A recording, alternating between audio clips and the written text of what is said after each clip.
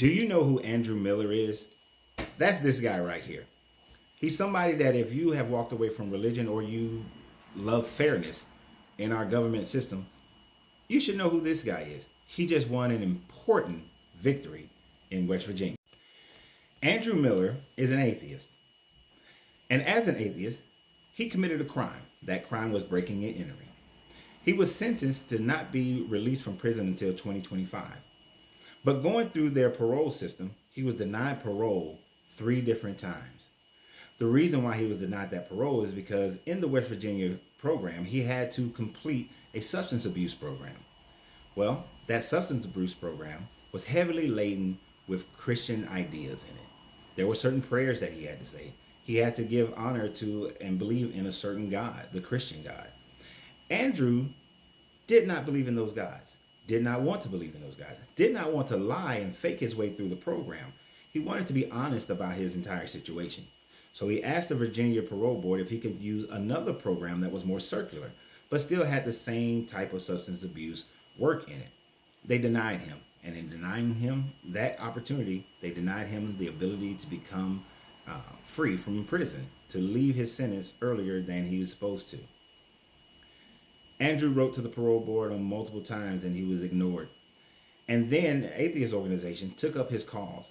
And in taking up his cause, they repeatedly sent information to the parole board that, hey, he should not have to dishonor himself and believe in a Christian God in order for him to gain his freedom. They continuously denied him until they was taken to court. And when they was taken to court, it was decided based on the district court that the RSAT program that used a treatment for substance abuse, so substance use disorder in prison and jail, but according to U.S. District Court Judge Joseph Goodwin, a 60-page July decision, the program relies heavily on religious material, including the Lord's Prayer, 12 promises, 12 traditions, and the Serenity Prayer, and the 12 steps. According to the decision, Miller requested alternative secular program, but was not accommodated. So the court ruled that the religious programs should be removed from the Virginia parole process, and they were.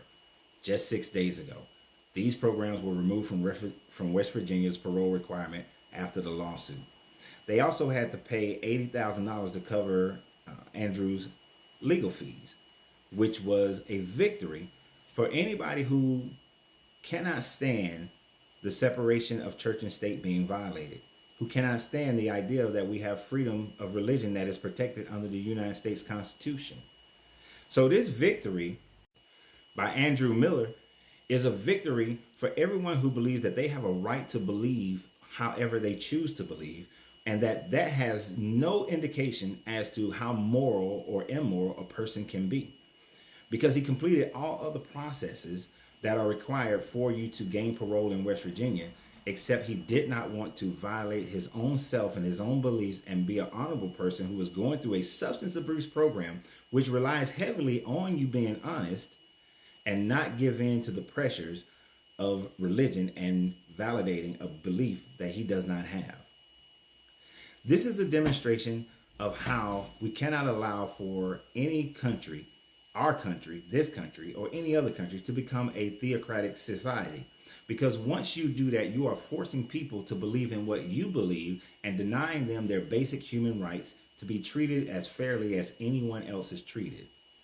So I just want to give a bravo for Andrew Miller for continuing his fight and for opening the door so that these types of programs that are still available in other states that forces you to follow a certain religious doctrine are being swept away.